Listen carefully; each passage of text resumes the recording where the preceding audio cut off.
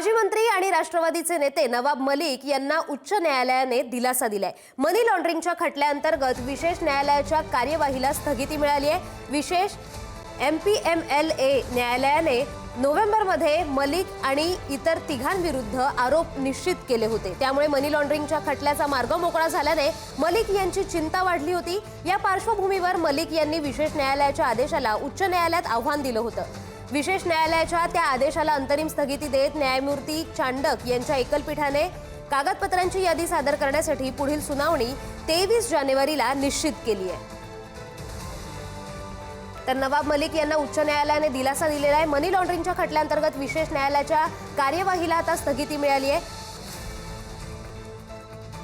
माजी मंत्री आणि राष्ट्रवादीचे नेते नवाब मलिक यांना उच्च न्यायालयाने दिलासा दिलाय।